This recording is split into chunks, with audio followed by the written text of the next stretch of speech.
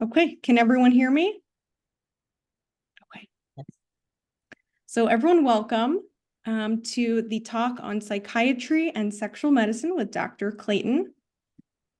A little bit first about the organizations that are hosting this event.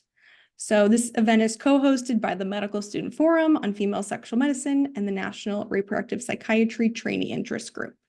So the forum is an independent medical student-led org founded in 2020 to facilitate trainees to collaborate, learn, and educate peers about female sexual medicine. The forum has published research on the inclusion of female sexual medicine topics in medical school curricula, as well as created panels, lectures, discussions, and annual symposiums. And information coming soon about opportunities to get involved. Next, the National Reproductive Psychiatry Trainee Interest Group is an independent trainee-led organization founded in 2021 to connect and educate medical students, residents, and fellows interested in women's mental health. And RPT hosts lectures and discussions and panels as well. And we have some upcoming events in March at the bottom. And then information to follow us on Instagram. I will post this later in the chat. And then for this event, so it'll be a lecture followed by a Q&A. We have 1 hour. Please save all your questions until after the lecture portion of the event. And please ask your questions in the chat rather than unmuting yourself after the lecture. And I'll read the questions from the chat. And to be respectful of everyone's time, we'll aim to end the event at the hour. And then here is Dr. Clayton's bio. I won't read it all out, but she has a very, very impressive resume and is a psychiatrist at University of Virginia, also head of the department, has many, many research publications, has expertise in mood disorders, associated reproductive life events, has done a lot of work on the algorithmic management of sexual dysfunction, creating validated measures, and then as many people on this call are familiar with ISSWISH. She is a past ISSWISH president as well. Okay, with that, I will hand things over to Dr. Clayton. Thanks. Thanks so much, Jen. I'm thrilled to be here, and I was looking at the names and the places and where you are and what you're doing, and it's just great. It's really exciting. I was asked to talk about sexual dysfunction related to psychiatric illness and treatment. I'm going to focus on women, but most of the things related to antidepressants and depressive illness apply to men as well as women.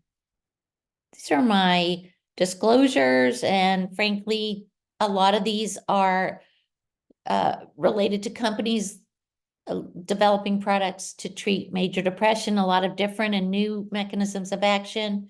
A couple are related to sexual functioning or sexual health, and some are looking at sexual dysfunction in with antidepressants that are in development. The learning objectives were stated to learn about sexual dysfunction related to psychiatric illness and treatment, and understand the role of the psychiatrist in treating sexual disorders and dysfunctions. And I'm not just going to talk about the role of the psychiatrist, because lots of initial treatment can be with all kinds of providers. And I can talk then about more complex problems and how we can help with those of us in psychiatry. Okay, I think it's important to understand the biopsychosocial model of the sexual response. And if you haven't seen this before, Stan Althoff, also a past president of ISSWISH, and Ray Rosen were involved in this. I think it's important to realize that there's overlap, but I also think it's important to realize the sort of basis is biology. So we're talking about neuroendocrine function, medical conditions, genetics, and to some degree medications, because they're impacting on biology. The second layer has to do with psychology. So that's intrapsychic kinds of feelings. So performance anxiety, impaired self-image, which tends to be more of a problem for women, especially as it relates to sexuality, and depression. And then interpersonal is the dyad, or what's going on between the individual and an other. And a lot of that is driven by the quality of current and past relationships. If they've had intervals of abstinence, because if you don't use it, you do lose it and you've got to get it back. And then life stressors, although life stressors apply to almost everything. And then the big umbrella is sociocultural factors. So these could be your own personal upbringing, they could be cultural norms, and also expectations. And there tend to be a lot of gender expectations as it relates to women in particular. I want to try to give sort of, this is a really old diagram or figure that I created a very long time ago. You can see there, but I think it's really helpful in trying to think about what's going on in the brain, and then we'll look next at what's going on in the periphery and the genitalia. So in general, for the vast majority of people, the sexual response is linear. So there's desire, it leads to subjective excitement, which is what's going on in your brain, then genital excitement and orgasm, hopefully. Those things are affected, in terms of desire, is most predominantly affected by estrogen and testosterone because they have positive effects. Progesterone is mostly related to receptivity as opposed to initiating sex or sort of active functions. And then dopamine and norepinephrine both have, dopamine has an effect on both desire and cognitive, that desire continuing and escalating through stimulation. And then norepinephrine also acts on what's going on in our brain and what's going on in the genitalia. Remember, dopamine and prolactin are inversely related to each other. So as prolactin levels go up, dopamine levels go down. And then oxytocin occurs in the menstrual cycle, predominantly right at the time of ovulation. We see some peaks, which makes it a more satisfying time and more interest and things like that, because that makes sense from a teleological or reproductive point of view, that women would have sex when they're most likely to get pregnant. And they would have that impulse. Remember, too, oxytocin is released at the time of orgasm and leads to that sort of sleepy sense of attachment, that kind of thing, like Woody Allen and Hannah and their discussion about their sexual lives. Oh, I forgot to point out that serotonin has negative effects, though. It tends to have positive effects on estrogen, but negative effects on testosterone. Estrogen and testosterone interconvert, and so they can have positive or negative effects. And then over here, under dopamine and around norepinephrine, serotonin is much more able to reduce the function of dopamine and norepinephrine than dopamine or norepinephrine are to induce active function of serotonin or inhibit serotonin.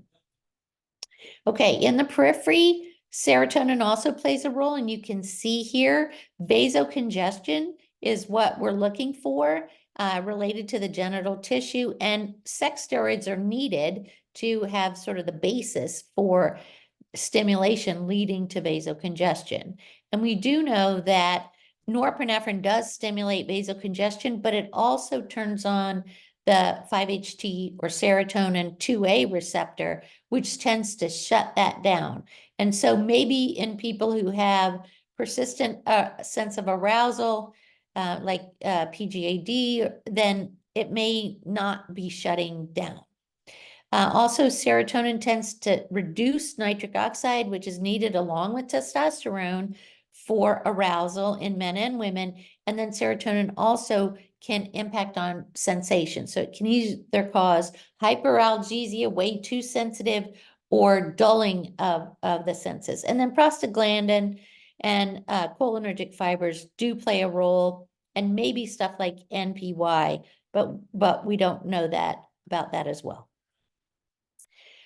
It's useful to think about sexual functioning from the point of view of excitation and inhibition. So excitation is what gets you thinking about sex, excited, turned on, it's moving faster, that kind of thing. And sociocultural factors can influence positively or negatively, but things like the neurotransmitters dopamine, norepinephrine, and nitric oxide are positive in effects on excitation. The hormonal neuromodulators like oxytocin and vasopressin and melanocortins have positive effects, and then sex steroids, estrogen, and testosterone. On the flip side, we see inhibition with the neurotransmitter serotonin, hormone modulators like opioids, and there are multiple ways that opioids can negatively affect sexual functioning, like lower testosterone levels, for example. I mentioned prolactin. Even a little bit of an increase above normal in prolactin causes problems with arousal, but spreads everywhere. And then neuromodulators like endocannabinoids also tend to have a negative effect. And I just want to say, people think that smoking weed it has a positive effect on their sexual function and their sexual experience. And that probably is true in adults with use that occurs, occasionally. Chronic daily use, and especially if it starts in adolescence, is much more likely to have a very negative effect on sexual functioning. It's important too to think about the sexual reward system and the circuitry there. This is sorry, I'm gonna sneeze, I think.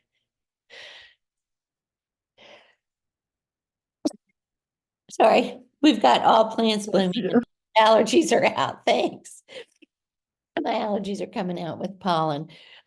So the dopaminergic projections are important. Again, remember, those are excitatory, and you can see those going from VTA to prefrontal cortex, and also related to the ventral nucleus accumbens, also coming out of the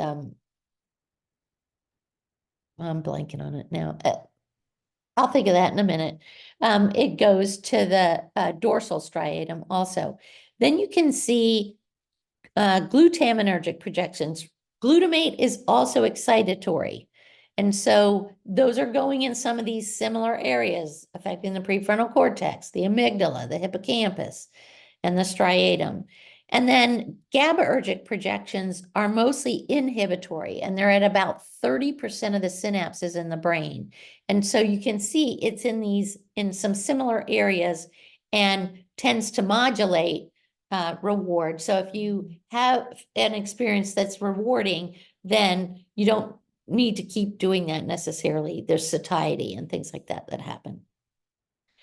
Okay, I just want to tell you, don't think that when women get older that they don't care about sex. About 2/3 of reproductive age women, so under 50 essentially, were sexually active in the previous 3 months. About half of women 50 to 60 years, and 20% of women over 60 years of age. Sexual distress tends to be inversely related to satisfaction with their sex life. So if you have high satisfaction, sexual distress is low, and vice versa. That's kind of a duh. Who wouldn't think that? But we also want to, the words distress are really kind of confusing to people. And so other words are often helpful. These were studied predominantly in women with hypoactive sexual desire disorder, but other sexual disorders, the distress can be manifested by feeling unhappy, frustrated, inadequate, less feminine, hopeless, insecure, ashamed, low self-esteem, and letting their partner down. And you hear about that in 50 to 90% of women with a sexual disorder versus less than 10% of women without sexual dysfunction.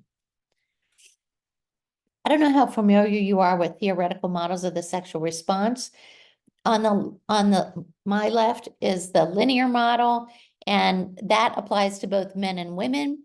It was initially the Masters and Johnson model with stimulation, because remember, they were working in a lab, so they said go in there and stimulate each other and have sex. And so they found arousal and getting up to a level where there's sort of a plateau, and then release, climax, orgasm, etc. And then resolution for men, and the older they get, the longer that resolution period take so that they could go back and have sex again. But for women, they may be multi-orgasmic. Helen Singer Kaplan added the idea of spontaneous sexual desire. Women think about sex, they're interested in sex, they want to do something, and they're motivated necessarily to do it. The circular model that was previously called the Bassan model is really about women who are motivated to participate in sex for reasons other than just the sexual stimulation and the pleasure they might get from that. Emotional intimacy is strong there, and this is mostly then responsive desire, where stimulation starts and then they feel desire to continue to participate. Just to tell you, there have been several studies looking at the best fit model for women, and there were 3 studies listed here where they asked women which model best represented their sexual response. So the Masters and Johnson model that I mentioned before, linear, excitement, plateau, orgasm, and resolution, and then Kaplan with the addition of spontaneous desire, and Bassan that circular model with non-sexual motivations. And what they found were relatively equal proportions of women endorsed the Masters and Johnson model and the Kaplan model. The Bassan model was slightly less as their best personal fit. And women indicating the Bassan model were more likely to have lower FSFI domain scores, suggesting that they had sexual dysfunction than the other 2 groups. And we can talk about that later if you want, but there is heterogeneity in women's sexual response, and it can change across the life cycle. If you're younger, you might be way more on the Helen Singer Kaplan plus Masters and Johnson model. Then as women get older, they've been in a relationship for a long time, and they may have other reasons also for participating in sex. I do want to talk about sexual dysfunction, which is really a physical phenomena that's related to each of the phases of the sexual response cycle and also sexual pain. Sexual concerns are a little bit different, and they really don't so much have to do with physiology, but they're often things that people complain about. So if there's a desire discrepancy, if one of the members of the couple are have high desire and the other member has low desire, then there is a discrepancy there, and they need to work out, sort of where they're going to fall together, or not have concerns about masturbation of the other partner. Also, priorities. Especially for women, we tend to prioritize other things, family, our work, etc., over our own intimate relationships and sexual activity. Communication is often a problem. We've been looking at this in women who are breast cancer survivors, and in particular, and their partners, and also their doctors, their providers. And it's very clear people don't talk about and communicate about what they're feeling. And the partner in particular may be very worried about hurting her or making her feel embarrassed or self-conscious about surgeries or radiation or things like that. Younger people, partner technique may be a problem. If you don't have much experience, you might not really know what you were doing, and that might not be very likely to lead to orgasm, for example. And relationship issues, there's so much debate about monogamy, fidelity, privacy, etc. And by privacy, I mean if your mother-in-law is in the next room, you might feel like you need to be quiet when you have sex. Ay, querido. Sorry? Okay. Some people are uncomfortable with sexual practices, but they're not very vocal about saying, no, I really don't want to be involved with that. And then there's a lot of angst after that. Personal issues, as I mentioned, some people would not want to have sex before they were married. Other people wouldn't want to get married without previously having sex. So there are attitudes. And then when people have physical limitations, like if you have rheumatoid arthritis or something like that, you may very well, it may seem like it is a dysfunction, but it's probably much more positional. I just want to talk briefly about the Preside study, which has to do with primary sexual disorders in women. So they're sexual disorders. You have to have the dysfunction and you have to have distress. about it. This was a panel of women who agreed to be surveyed on all kinds of things.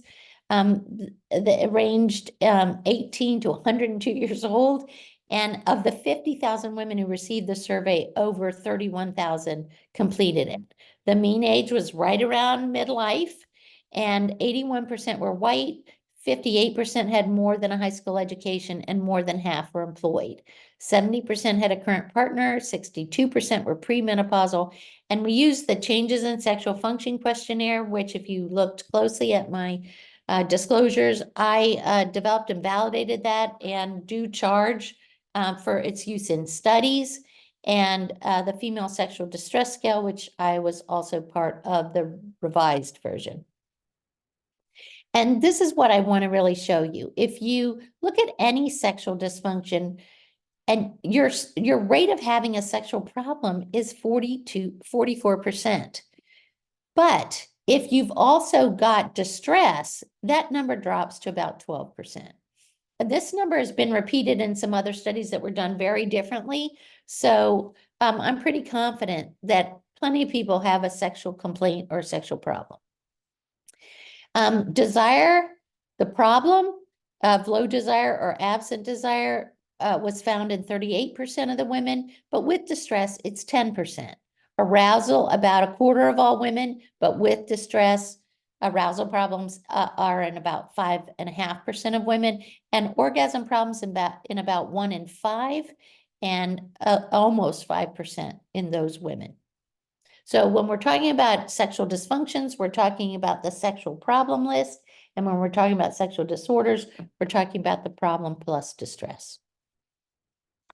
We also looked at, as part of this study, at depression and its comorbidity, because depression is the most common comorbid condition with hypoactive sexual desire disorder, for example. And so looked at women who did not have any previous depression, weren't being treated for depression, didn't have depression, and we looked at women who potentially had depression and were being treated, etc. And when you take all that into account, low desire with distress goes from 10% of women to 6%. So all of these were reduced by about 40%. So depression contributes significantly to sexual disorders. Okay, screening tools in assessment can be really helpful. And I'm talking about looking at depression and antidepressant use and other things now. So the changes in sexual function questionnaire might be useful. The Arizona Sexual Experience Scale might also. You want to determine how the symptoms impact the patient, because in fact, the discussion itself may be therapeutic. This is particularly true for women who are in the menopause transition, because a lot of women don't know about it. They haven't talked about it. And it's very helpful for their provider to explain to them what they can anticipate. And if a problem exists, if they tell you about it, you want to identify modifiable factors. So in truth, depression might be the cause, and it might be a modifiable factor, but so may lots of other medical, psychiatric conditions, substances, etc. And you want to look at the onset. Almost everything in psychiatry should be traced back to a temporal change or event or something else. So if people come in and go, oh my gosh, my medicines aren't working anymore, I'm depressed again, I go back through, are you taking your medicine? Which medicine? What about your birth control pills? And you know, a lot of times women forgot them when they went on vacation, or they think they might want to be pregnant and they've stopped them, or any things like that. And you can see what might have been a trigger. You want to know if this has been lifelong, because that's way harder to treat with an intervention, or it's been acquired. And it doesn't mean you have to know exactly the thing that caused it, for example. And you want to know if it's situational, like it's with a specific partner, or is it generalized? Like it happens in all situations with sexual function. And then you want to ask about all the phases: desire, arousal, orgasm, and sexual pain, Also, satisfaction is a good thing to know about. And you might want to get a sexual history, especially a history of trauma. People often tell their psychiatrist that and might say, I've never told anybody this before. And some of that has to do with how we set up the way we ask questions. But they may very well tell other providers that they did have a history of trauma. A physical exam may be needed, especially for genital arousal or if you're looking for menopause, genital urinary syndrome of the menopause. Laboratory studies are not that commonly needed for diagnosing sexual disorders. All right, so now we're getting into the meat of this where we're talking, oh gosh, I better hurry. Secondary sexual function, like due to something. We know that depression is common, costly, disabling, and you can see the prevalence is about 10% in 12 months and lifetime prevalence about 21%. It's incredibly costly, leading cause of disability. It impacts on functioning. That is what defines major depression from adjustment disorder with depressed mood, in truth. And you can see what physical illnesses here are associated with depression, but so are sexual dysfunctions. So people who present to clinical trials for depression, about 70% of them have sexual dysfunction that's related to the onset of the depression. I do try to screen out to find out if they had sexual dysfunctions that pre-existed the depressive episode. And also, early adverse events like sexual dysfunction can occur in the first 2 weeks.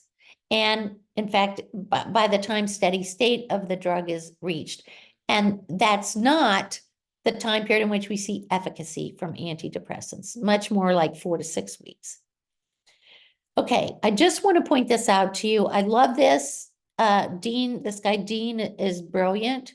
And basically it tells us that it's no longer being talked about as nature versus nurture because those two interact and lead to epigenetic changes that can be passed on to your offspring. So those may be the etiology. What might they impact on? Monoamines, serotonin, norepinephrine, dopamine, but also reducing GABA, and so reducing the inhibition, while glutamate may be increased. So now you've got too much excitation and too little inhibition. Also, endogenous neuroactive steroids are things like allopregnanolone, which is what is in zuranolone now, approved for postpartum depression, and brexanolone. Hyperactivity of the hypothalamic pituitary axis happens when you get stressed, you get inflammatory mechanisms, but you also get a big stress response. And in women, it's big, but it stays up for a long time. It only gradually comes down, and chronic stress is just deadly there. And so you see the clinical phenotype of the major depressive episode based on which of these factors may be involved, and others. I just want you to know that adverse effects impact on quality of life. And that's why some people stop taking it. So sleep, but they also resemble what we see in depression, sleep disturbance, concentration problems, increased or decreased appetite, anergia, amotivation, and decreased interest in sex. This is key. What you are going to need to determine is the sexual dysfunction a symptom of depressive illness? Is it an effect of an antidepressant medication? And you might get to see that if someone doesn't have sexual dysfunction with their depression, but they develop it as their depression gets better on the antidepressant, but they develop sexual dysfunction. That's likely related to the med. Or if they have sexual dysfunction and their depression gets better with the antidepressant medicine, but their sexual dysfunction doesn't, then it's changed from the depression to the antidepressant. Comorbid medical conditions, including other sexual disorders. If you have painful sex, then you're probably not going to desire sex either and avoid it. And then lots of substances, not just our antidepressants, but illicit drugs, other types of medicines I'm going to show you can have an effect. And also remember, depression impacts on your social and intimate relationships, which may also contribute to sexual dysfunction or avoidance. There is a bidirectional relationship between sexual dysfunction and major depression. This was a meta-analysis. And what they found, and Atlantis and Sullivan found, depression, the presence of depression was associated with a 50% to 70% increased risk of subsequently developing sexual dysfunction. But even more concerning is sexual dysfunction was associated with a 130 to 210% increased risk of going on to develop depression. So you've got to be thinking about both of them at the same time. Lots of illnesses cause sexual dysfunction, psychiatric illnesses, cardiovascular disease, although that tends to be more significant in men, neurological disorders, urological problems, because that's the end organ, gynecological problems, STDs, and endocrine disorders are the really big ones that I pay a lot of attention to: diabetes, thyroid dysfunction, hyperprolactinemia, androgen deficiency, even with birth control pills and increased SHBG binding too much testosterone. And then these rheumatoid arthritis, psoriasis, and breast cancer may impact on body image in particular. And sleep disturbances, believe it or not, cause sexual dysfunction. So drugs like flibanserin or Addy, which helps with sleep, that's part of the mechanism for it helping with sexual dysfunctions. Most of the antidepressants, SSRIs, and to a lesser degree SNRIs and tricyclic antidepressants cause sexual dysfunction, so do mood stabilizers, antipsychotics, although there's a variation across those, anticonvulsants that we use for mood stabilization, and benzodiazepines. Also antihypertensives, cardiovascular agents, sorry, I don't know what that is, oral contraceptives, in particular. Also, with that process I just mentioned, elevating SHBG and binding too much testosterone. But these ones at the bottoms are the ones you really should know that nobody ever thinks about. H2 blockers, it dries women out, not just up here. And opioids. Opioids chronically used are devastating to sexual function in men and women, and even non-steroidal anti-inflammatory drugs. They bind to those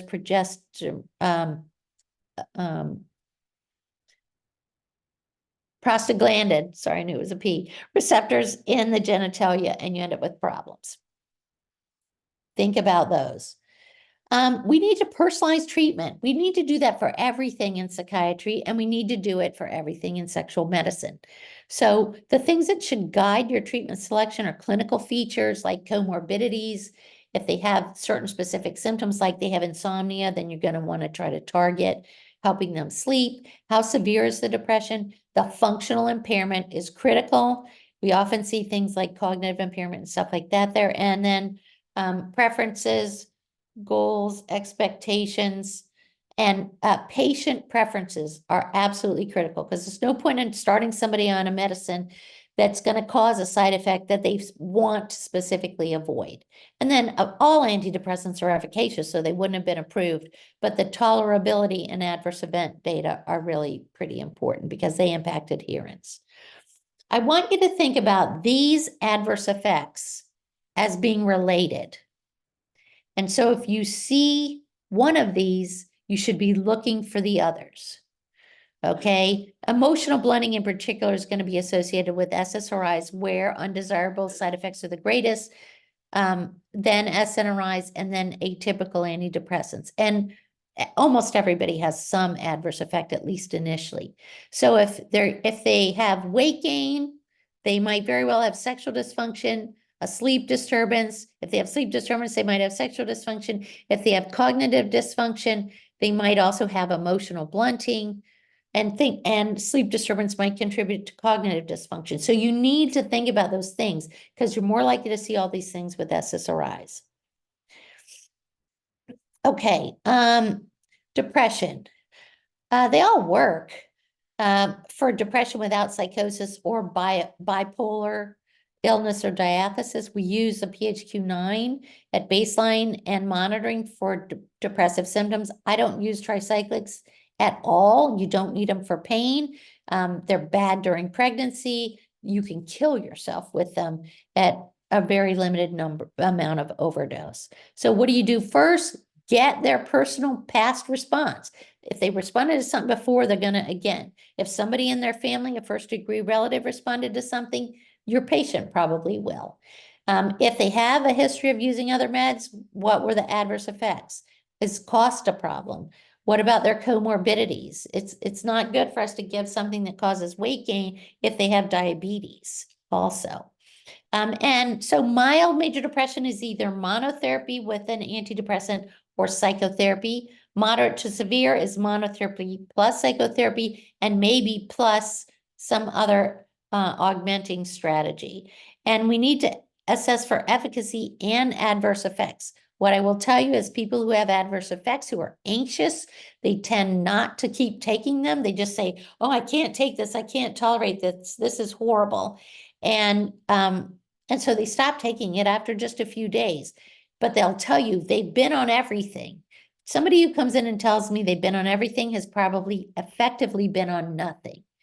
They haven't taken it at an adequate dose for a long enough period of time. So it is not a treatment failure. And we do gene site testing to try to see in those people what mutations they have and how rapidly or slowly they metabolize drugs. And almost always they really don't have anything, and we can say, look, this is just your anxiety. Let's deal with that. And if needed, then you can switch medications to an antidepressant with a different mechanism of action, or augment with a second antidepressant, an atypical antipsychotic, buspirone, and sometimes other things. Psychiatrists might use those.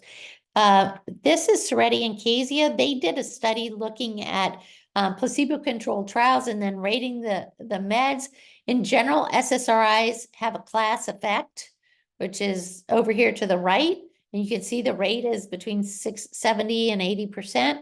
In the middle are SNRIs, although escitalopram is here, and the tricyclics are here, but they tend to use low-dose tricyclics in Europe where those are being used. And then escitalopram, if a specific rating scale wasn't used, that it has fewer other side effects. So it might be given a better appraisal than otherwise. Here's placebo next. And you can see better than placebo is bupropion, nifazodone, which we really don't use anymore because of chemical hepatitis risk, and then agomelatine, which is available in other countries like Australia. I love this. I write a lot of papers that I'm asked to write with residents and fellows, and we've been through all the literature, and you can see at the top, these are the drugs that contribute most to sexual dysfunction at about 70%. And venlafaxine is an SSRI until you get up to 225 milligrams a day. I never use it anymore. I use desvenlafaxine instead. The tricyclics are here, but they're closer to the SSRIs. Some of the antipsychotics are in here. And then lithium, maybe. Psychostimulants don't help sexual functioning. And studies have shown that atomoxetine is a non-stimulant product for ADHD. And then duloxetine is Cymbalta. But desvenlafaxine goes in here too. And then these are the ones with low rates of sexual dysfunction, but the strength of the evidence goes from left to right. So there's one study of lorazepam. I was involved in that. The buspirone study, its primary outcome was negative. And so you really can't then use those data and do an analysis and go on and do your analysis of sexual functioning. Mirtazapine is only very small studies. It doesn't cause sexual dysfunction, I will tell you, but the evidence isn't there. Alprazolam, well, it probably doesn't have that much of an effect because it doesn't last very long, and instead you get withdrawal. Vilazodone is a serotonin reuptake inhibitor with 5-HT1A effects. Bupropion, we know, doesn't even have serotonin effects, and vortioxetine has multiple serotonin effects, but minimal SRI effects. So you can see these are listed here. Salicyline, transdermal system, the MAOI, reboxetine, which is a norepinephrine reuptake inhibitor in Europe And agomelatine, as I mentioned, is melanocortin type drug, and those are low rates of sexual dysfunction in studies. In 2012, the FDA, well, we're skipping this. The FDA recommended at one point that drug companies could get labeling with if they did these certain studies, okay? And they could use the ASEX or the CSFQ, and they could do it in certain populations. But you had to compare it to placebo and to a drug known to cause sexual dysfunction like an SSRI for assay sensitivity. Because if your drug in development didn't separate from placebo, but neither did fluoxetine, then that's a failed trial. It didn't demonstrate what you wanted. So these were attempted by the companies making vilazodone and vortioxetine for acute MDD treatment. And that was helpful. Maintenance MDD treatment, where they had baseline sexual dysfunction on an SSRI and were switched. It was really vortioxetine was seen to be superior to escitalopram. And then they allowed us to use a study design we had thought about before with healthy controls, where vilazodone of 20 milligrams per day was superior to paroxetine of 20 milligrams per day, only when you accounted for non-adherence. And in these healthy control patients, because I've done these studies, they don't, once they start getting sexual dysfunction with something, they stop taking it. And then they go, oh, my sexual functioning is better, which of course it is, because they're not taking the medicine. But vortioxetine 10 milligrams a day didn't differ from placebo and was superior to paroxetine 20. There is a dose response with maybe a little bit more sexual dysfunction at 20 milligrams per day, but also people had non-adherence, but lowering the dose might benefit. It was the FDA who said force the dose up. And then this is also in the healthy controls with the vortioxetine, and it's just useful to see it. This is sexual functioning per the CSFQ, which went down with paroxetine. This was vortioxetine 20. This is vortioxetine 10, and this is placebo, the top one. You can see there's no difference between the 10 really overall, but there are differences between the 10 milligrams and paroxetine and placebo and paroxetine. And there's even a difference here between vortioxetine and paroxetine. This just looks at all of the subscales, and this was definitely impacting in every one of these phases. Chaperone ER, I want to mention to you, it's a recently approved by the FDA antidepressant. Its mechanism of action is it's a azoperone. It's a 5-HT1A agonist, sort of like buspirone. And because SSRIs have direct and indirect effects on sexual function, something like a 5-HT1A receptor can upregulate activity in the dopaminergic reward system. Remember, we saw that before, especially relevant for sexual desire. And 5-HT1A receptors also downregulate serotonergic tone via the postsynaptic 5-HT1A autoreceptor, which goes back and shuts down serotonin in neural regions that contribute to sexual inhibition and blockade and orgasmic reflexes. And they also have low impact on weight gain. Remember I said, think about that stuff? The KIN guidance, which is what I was talking about, allowed for a no effect claim, so no greater effect on sexual function than placebo, and a comparative claim where there was a superior effect on sexual functioning relative to active treatments like SSRIs. And these are the data. These are currently under review in a paper we've written. You all might know Trainee Lorenz. She was the chair of the program committee at the recent ISWISH meeting. She's great, but what you can see here is they start at baseline, same place, and then look at the change. And with fluoxetine, it drops by week 2, and it still looks bad, continuing to drop by week 8. Placebo is there in the blue in the middle, and it just hovers around 0.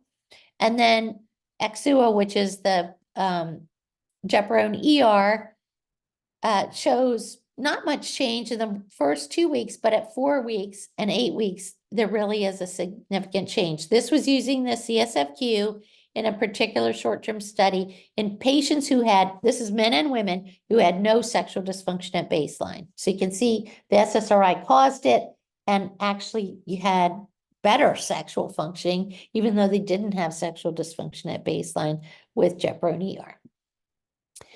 This is using the Derogatis inventory for sexual functioning in 2 pooled short-term studies. Also, patients with no sexual dysfunction at baseline, and using a different scale. You can see the active control is by week 2 is showing sexual dysfunction, and then placebos in the middle, and again, less negative effects on sexual functioning, even the placebo with Gepirone ER. And then finally, this was the extension study out for a year after being in a short-term 8-week study where the DISF was used. And this is women who were on the SSRI in the short-term study. And then they could choose to either continue on the SSRI. I mean, they didn't know it was the SSRI, but they could continue on their medicine. And if they were on the SSRI, that's what they were continued on. And then otherwise, they could be randomized to potentially get Gepirone ER, and you can see that it just widens even more in terms of negative effects. And this is much greater in women than men. So this drug may be preferable to women who want to avoid sexual dysfunction. Antipsychotics can cause sexual dysfunction, and D2 antagonist, partial agonist effects, or serotonin 2 antagonism can it can be protective. 5-HT1A agonists are in some of the, have a mechanism in some of the antipsychotics, and those are listed here.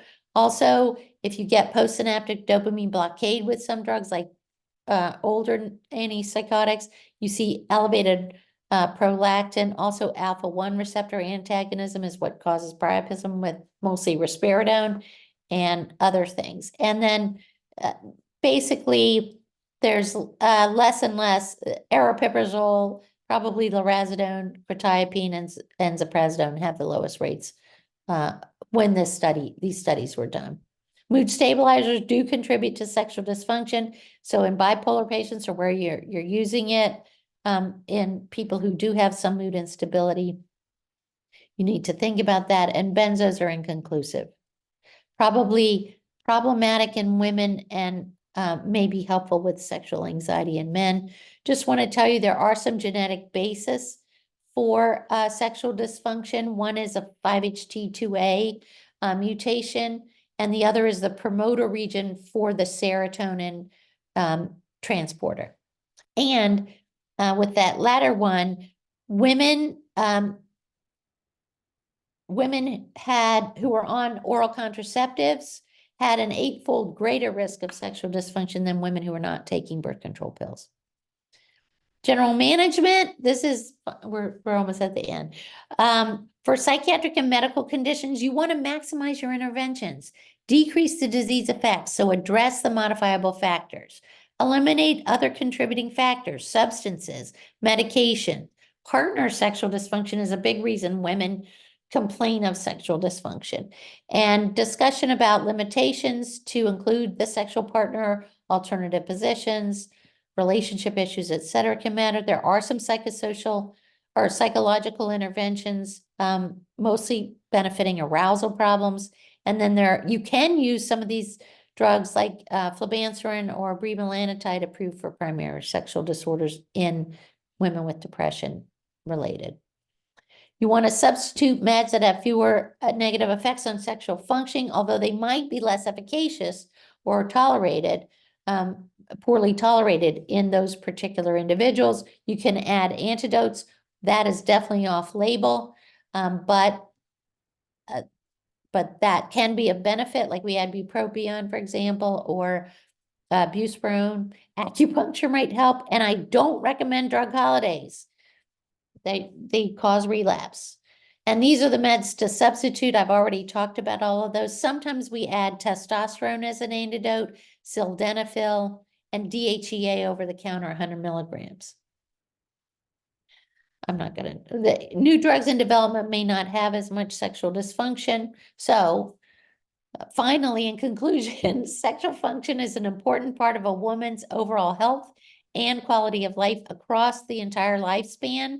Sexual disorders, remember, are sexual dysfunction plus distress, are present in more than 1 in 10 women, and there are multiple factors that contribute to sexual functioning and dysfunction: neuroendocrine systems, genetic determinants, medical and psychiatric conditions, medicines, substance use, remember, especially opioids chronically, and alcohol.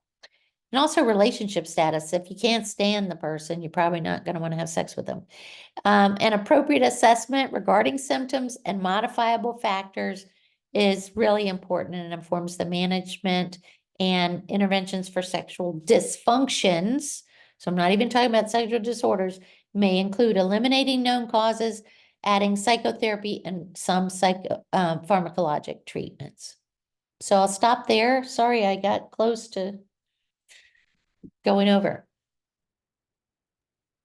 Thank you so much for that informative talk, Dr. Clayton. And it was really great to see you talking about some of the latest research and then you being first author on many of them. So thank you. So at this time, people can put their questions in the chat. One person wanted to know, can you show the slide again with the sexual reward system circuitry? Sure. That's way back. And then Taylor, if you have a follow-up question to that, just put that in the chat.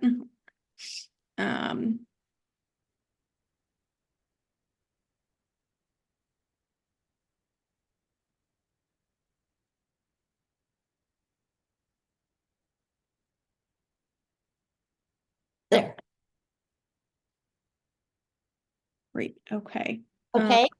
So is there a question about that then? I'm It's not. in that paper. And if you want, I can send the slides to.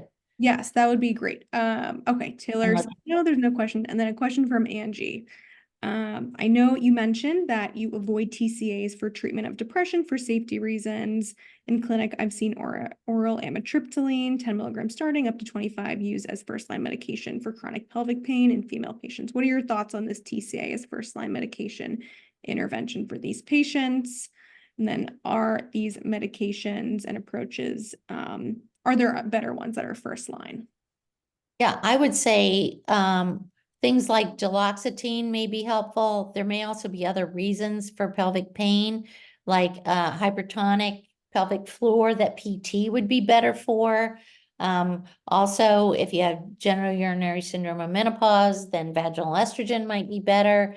There are other treatments. I will tell you, I have also published on when people added SSRIs, which happens a lot in primary care. Somebody's on a tricyclic for sleep or some minor pain thing, and then they add in an SSRI because they're depressed. And what happens is that the levels of the tricyclic go up and they're toxic.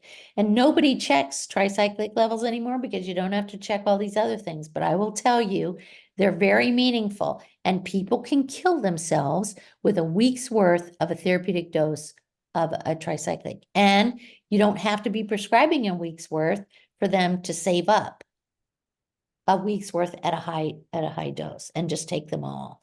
I have seen overdoses, come to the ED or whatever with tricyclics. They are terrible. You never want to see one.